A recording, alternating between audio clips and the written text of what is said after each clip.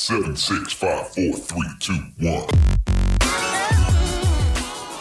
And hello, everybody, and welcome to another episode of Inside Pacer Nation. I'm Marcus Johnson, joined once again by Jordan Phillips, as we bring you all the inside information on the Pacer sports you know and love. It's going to be an excellent episode today. We're going to cover the tragic conclusion of the women's volleyball season, as well as the exciting beginnings for the women's basketball and men's basketball seasons. It's going to be a fun show. We're going to do a lot of statistical analysis. It's going to be a nice one. Well, as they say, we'll give you the good news first and then the bad news. Good news is women's basketball, as you said, off to a good start this year. I believe in the previous shows we had predicted that they would get off to a slow start and then pick things up as the season went on, but it seems like they're picking things up right away after dropping their first couple games of the season. They went on a 3-game win streak, and they actually are sitting right now at an even 3-3 record. But let's go ahead and take a look at some of the games that they had. A big win over Winston-Salem State on Wednesday. That was their first home win of the season, and it was just a great all-around team effort. Emily Waters managed 18 points, almost getting to that big golden 20 mark, while Kyrie Chandler had herself one heck of a game, 17 points to go along with 8 assists, just missing out on a double-double by 2 there. And Shea Flewellen, she had the double-double with 16 points and 10 rebounds. Just a great all-around team effort there. And for the game, they just did a great job. Well, Shea Flewellen has been a big spark plug for this women's team. You know, as we talked about before the season started, we didn't really know what to expect with this women's team when they came in. I mean, only 4 of the players were returning. One of those players is going to be down all season with injury. And, I mean, we didn't really know what to expect, but we knew somebody was going to have to step up and somebody was going to have to perform.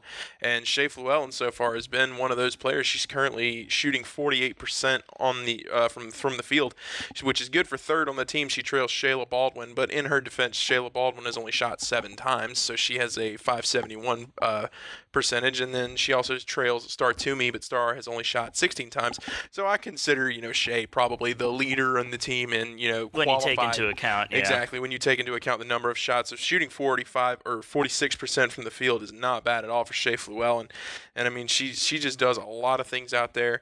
For Coach Mark Miller, she's just a beast on both sides of the ball. And going back to that game, what really helped padding some of their stats was the fact that they had 21 assists on 28 baskets. So almost every single basket that they had there, somebody was helping somebody out in getting those points. So it's truly a team effort that you're seeing out there on the court for these girls. And another thing was the second half of that game where they went in tied. I believe it was 25-25 at the half, and the Pacers just stormed out and pretty much demolished Winston-Salem in that second half, winning the game 79-59. And going back to what you said, as you mentioned, 21 assists on 28 baskets. That means 3 out of every four baskets you earn is coming off of an assist, and that's just absolutely incredible. That shows you what a great job that players like Kyrie Chandler are doing at distributing the ball and just doing a great job of getting their teammates in position to score with their passing. And that's what Coach Mark Miller was telling us before the season started, that he really wanted to see his system that he wanted in place to get going quickly and get started out early in the season. And according to him, it's doing that right now. And with the fast team that Coach Miller says he has, you expect that to happen where you're getting a lot of assists for all of your teammates, because when you're fast, you're not going to be necessarily powering through the opponent, but you'll be bouncing around them, passing it off. And that's what I've been seeing is some good passing. There have not been a lot of errors that I've seen on the passing game yet as I knock on the wood table in front of me. So that's been pretty clean. I was a little concerned with how that was going to be with this being a brand new team. Would they be on the same page with the passing game? But so far, so good. And another thing that I'd like to point out from last year that we didn't really see too much of is their free throw success rate. This year, they've only had one game where they have shot under 500 from the charity stripe, and that was a .450 percentage. But other than that, I'll go through the numbers right now. First game of the season, a .552. Second game, a .550. Third game, a .625. Fourth game, a .722. and the fifth game was a 783, so it just kept going up and up and up, and then it took a little bit of a downward against Johnson C. Smith, which was their most recent loss, which was the 450. And we're going to need to see, an improvement in the free throw game, as you mentioned, but having those games above 50% is good, but you want to get that mark up. You want to be shooting somewhere around 60-70% as a team. That'd be a good mark to have. Obviously some players are going to struggle in that area, whereas others will succeed, but this team so far, I think, has performed up to and even beyond expectation. I mean, nobody really knew what to expect from this team, and then dropping both of those games in the opening SAC crossover tournament was a little bit of a shock to some. Not shock, but I guess a little bit of a expectation setter for a lot of people. They saw this team come out and lose those two straight, and they thought, oh, okay, this is going to be the kind of season it was. But nobody really took into account just how difficult those two teams were. Lincoln Memorial at the time ranked number 25, and Carson Newman wasn't ranked at the time, but I believe they currently are ranked, or they were ranked after that tournament, either way. But then sure enough, they came right out after that, played number 25 ranked Benedict. 24. Yeah, they were 24, right? Number 25. Or 24, and beat them, and then they beat Payne and Winston-Salem State, 3 wins in a row, which I think was a huge boost in their confidence. They did lose the matchup to Johnson C. Smith, but I think those 3 wins really showed what this team is capable of, especially when their system is working and they're moving the ball as well as they were against Winston-Salem State. Yeah, well, that win against Benedict, winning it on almost a buzzer beater shot like that has got to be a huge boost for your confidence, and also beating a ranked opponent like that. And I think they were carrying that into their next 2 games. And Johnson C. Smith, they only lost 61-55, so it wasn't like it was a blowout or anything. They were in there the entire time. And looking at all of the numbers in that game, they were pretty much even. The only number where they really kind of got beat on was the steals. They only had 5 steals to Johnson C. Smith's 11 steals. So I got to watch the turnover game a little bit, but it looked pretty good. It looked like a pretty even matchup on paper. Sadly, I wasn't able to see the game since it was not here at the Convocation Center, but I mean, that's just what you gotta have to deal with. Absolutely. And sometimes we're not able to catch every game, But one player that I want to talk about specifically is Mel Two-Wheel. Two-Wheel last season was kind of lost in the shuffle a little bit. Didn't really see much action, but this season she's doing very well in her minutes so far. She saw an expanded role. She started all 6 games this season, which I don't believe she started a single game last season for the Pacers. I may be wrong on that. I'll have to double check that. There may have been a couple. But she's so far 6 for 6 in starts. She's averaging currently, I believe. Let me double check here. She's averaging. Let me just scroll over. Got my statistics here in front of me. She's currently got 2.8 assists per game, which I believe is second on the team. It is indeed.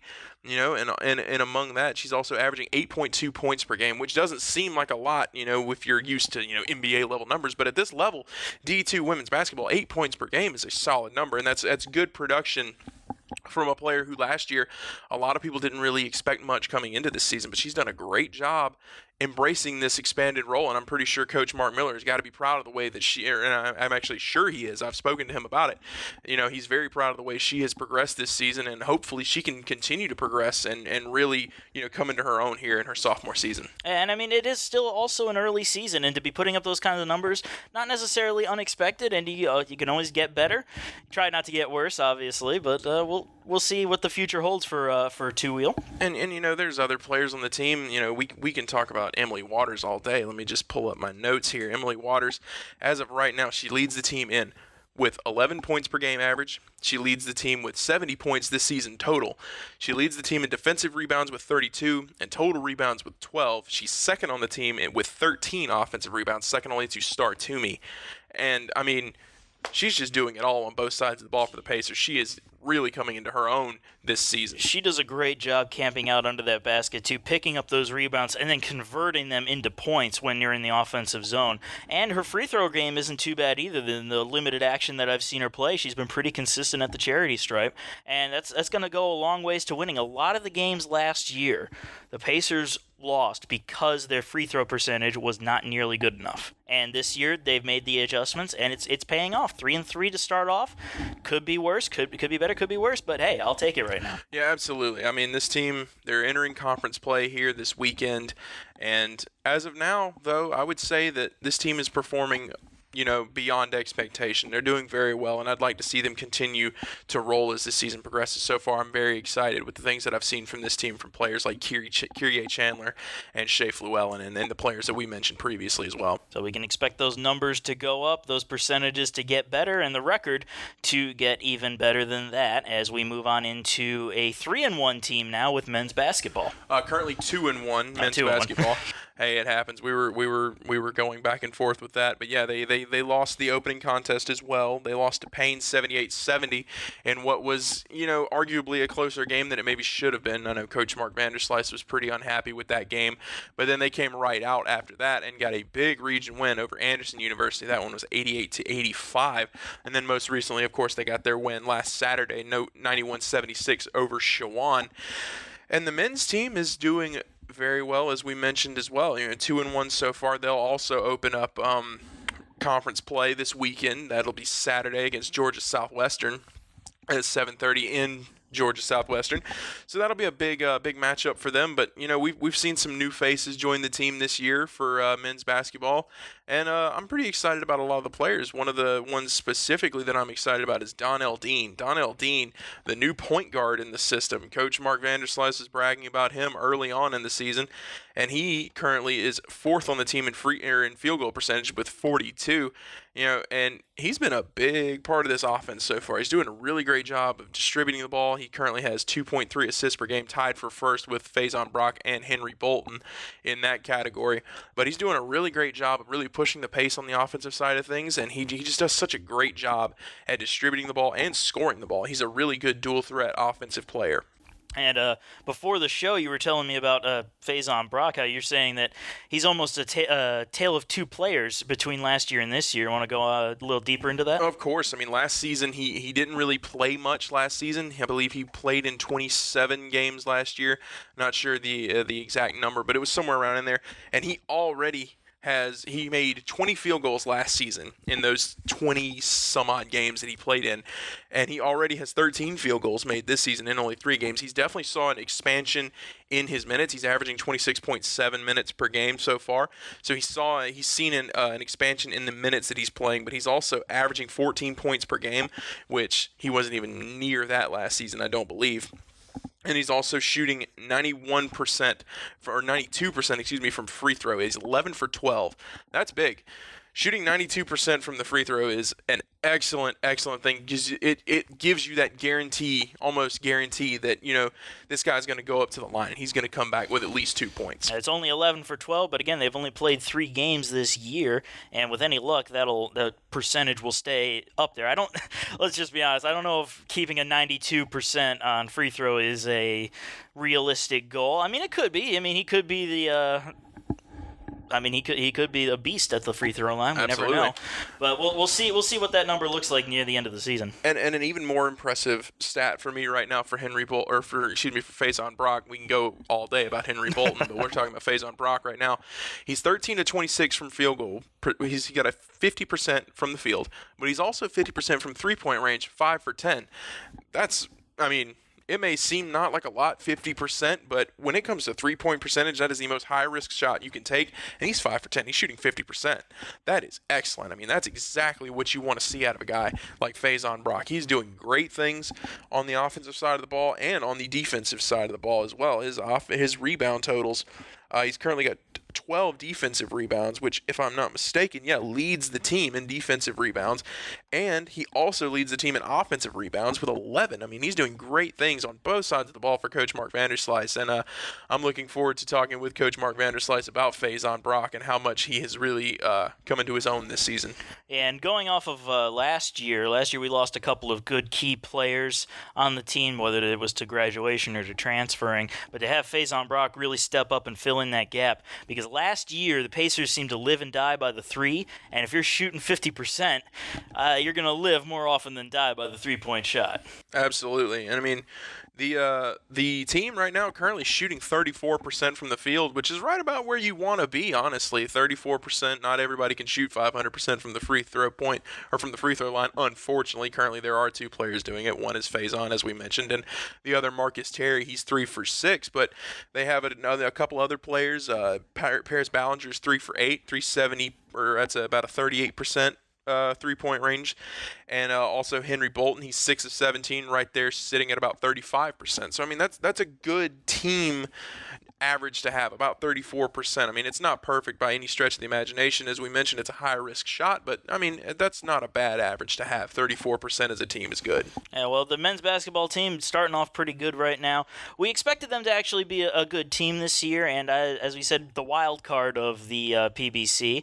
They could make a run at the conference championship. You never know, and if these numbers keep up, I could expect them to make a run at it. Oh yeah, I'm excited for this team. I think there's going to be a lot of people surprised at how good this team is. I think Coach Mark Vanderslice has built his team exactly as he wanted it. One person I'm really keeping my eye on this season is Tevin Lights. Tevin Lights is built like a brick house.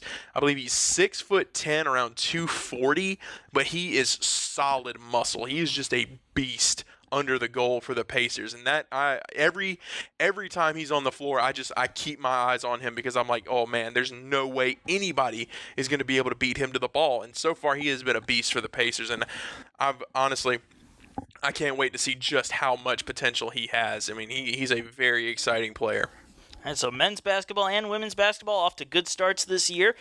Hopefully they will continue that trend, but now we move on to something that has unfortunately come to a close. Volleyball season has concluded in the NCAA Division II Southeast Regional Tournament in the first round with a 3-2 loss to Georgia College. Yeah, Georgia College seems to have haunted USC Aiken here at the close of the season. They lost to Georgia College in the conference tournament in the second round, and they also took a loss to Georgia College late in the season, and I believe in the not the last game, but 2 games before the last game, they lost to Georgia College in Georgia College 3-1. And so it seems that Georgia College kind of had the Pacers' number there at the end of the season, despite a pretty solid defeat here at USC Aiken earlier on in the season. But Georgia College got the wins when it mattered, it seems, unfortunately for the Pacers. Yeah, that loss at the end of the season to them pretty much knocked them out of contention for the Peach Belt Conference Championship, and then again in the tournament knocking them out. And the regionals, it was just a really heartbreaking loss, as the story says. This that'll be coming out very soon. And errors were the killer. Honestly. There were a lot of points that were spotted. If you look at the stats, USC Aiken had them beat in almost every category, but the errors came back to haunt them in the end there, and not necessarily the most errors that we've seen, but just the costliest. Yeah, absolutely. And I mean, it's just a heartbreaking loss, really. I mean, this team had so much talent, and it still does. I mean, this team is going to be coming into next season with a lot of returners and a lot of talent. I mean, they're going to lose big players like Julia Forster and Emily Telon and Alicia Hines, unfortunately, to graduation. But if we know one thing, we know that Coach Cox has the ability to go out and recruit and rebuild a team, which he's not having to rebuild a team. It's more of a reload than it is a rebuild. Yeah, the team still has a solid foundation. He's just got to put a couple of key pieces here and there. You've got to find a good setter. That's I think his number one priority right now is finding a setter to replace Emily. Yeah, I think so as well. I mean, Juliette Narbonne is on the team, but you want to have multiple options to go to. And I mean, Brittany French, you never know what's going to happen there. So I mean, there's going to be a lot to look at in the offseason for Coach Cox. But at the end of the day, I think he's going to be pleasantly surprised with what he has next season. Well, we're going to be having Anna Crockett come back, and she was redshirted this year, but she'll be able to play next year. And all of the stories that we've heard put her in the same category as Allie Smith, who was an absolute just star this year for volleyball. So let's actually take a look at some of the positive things that have come out of this season, a couple of which have been both Allie Smith, the freshman, and Rebecca Martinez, the sophomore, earned D2CCA All-Region Team nods. Martinez, the first-team libero, while Smith was the second-team honors. Absolutely. I mean, the Pacers are well represented in both region all-tournament or all-region teams and all-conference teams. I mean, the Pacers have one of the best teams in the region and in the conference, despite early exits in both. I mean, this team is very talented, and a lot of people know it. Yeah, and these two are young. Again, a sophomore and a freshman. And Martinez, who only as a sophomore, her first year as libero, managed to notch the second most digs in school history this year, was 702. The record was actually set last year by Danielle Mercer. And she also has numerous records in single match dig categories, including the most in school history for 3-set dig count and 4-set dig count. She's tied there. And Allie Smith just phenomenal. She was up there leading the team in kills, or contending for the lead against Julia Forrester, the seasoned senior. And, I mean, the fact that you're doing that as a freshman means that by the time your senior year comes around, look out, we may be bringing home a national trophy. Yeah, absolutely. And, I mean, that's what we all would love to see happen, especially for this for this team. They're a talented team, that they have the depth and they have the talent to do it. And it's just, it's just a matter of getting it done. And since the volleyball season is coming to a close, I'd like to go ahead and, while I had a little bit of time, I put together a little Southeast region bracket, 2 Southeast region brackets. One of them had USC Aiken going all the way, and sadly that one has fallen apart. But right now, my bracket is correct, though. Wingate won the first game today with a 3-2 comeback win over Carson Newman. They were down 2-0, and stormed back and took the match. And Georgia College, as we just said, won. So I got those 2 right. As for the next rounds, Flagler versus Barton, I've got Flagler. Anderson versus Queens, I've got Anderson.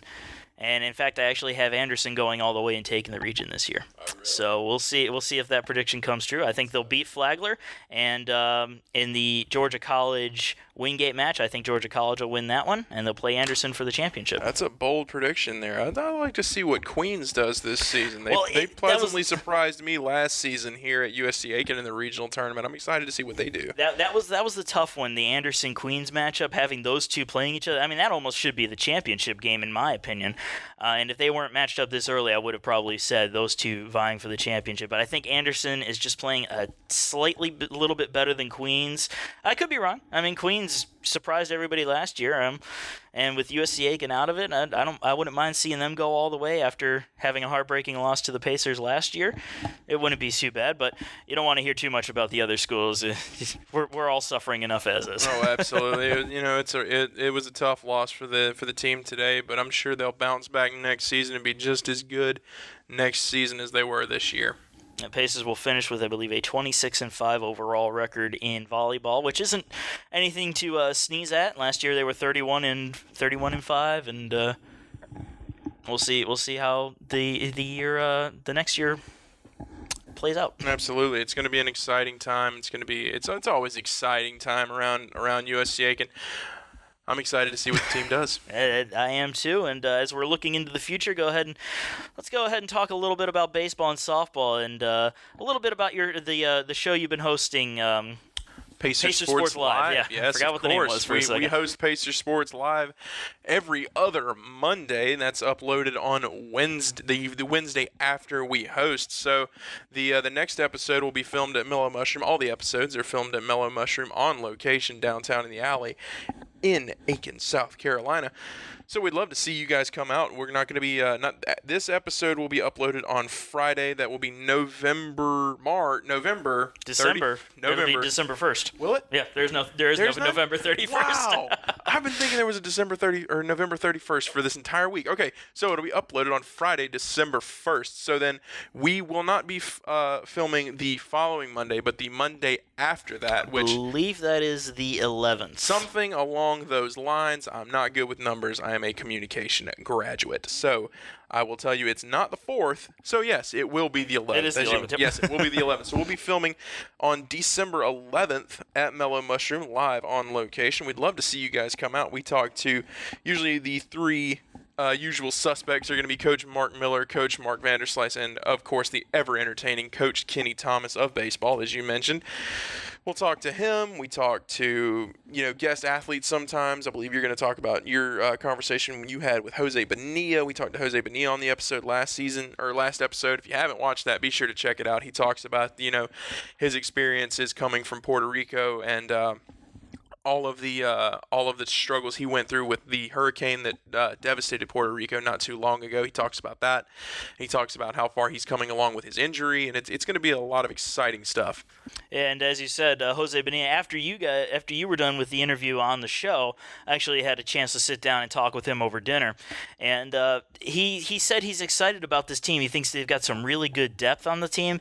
One of the questions we had going into the season is pitching. How's pitching going to do? but Jose says he doesn't think that's going to be a problem. We've got good enough hitters out there that any problems we have with pitching will be solved, and the bullpen, he says, is sharper than it was last year. So I'll try and take his word for it. Hopefully things will go well, because he says his goal before he graduates, he wants to get a ring, whether it's a conference ring, a region ring, or a national championship ring. He wants to end his college career with a championship of some sort. Well, I think we'd all love to see that happen for Jose. It'd be awesome. I think Coach Kenny Thomas would definitely be pleased with that result. I know Coach Thomas's main goal is to get this team to the College World Series, and he's got a tough road ahead of him. A lot of good baseball teams here in the Southeast, and in the past seasons, Pacers have come so close every now and again. They just can't seem to take that extra step to go all the way, and we'll see if this year is any different. You never know. Time will tell, as they say. Absolutely. It's going to be an exciting season for baseball and softball and all the spring sports. It's going to be a big time for USC Aiken, as it always is.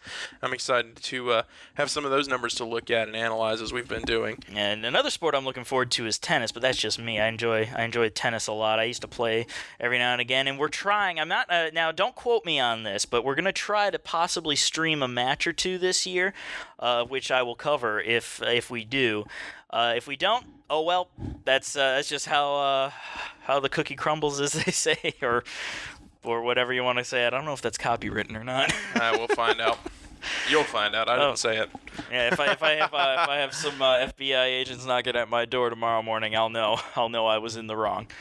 But yeah, spring sports coming around. We always enjoy spring sports. Obviously, baseball is one of our favorites. We have a lot of fun up there, except for 5-hour contests on Super Bowl Sunday. On the day of the big game.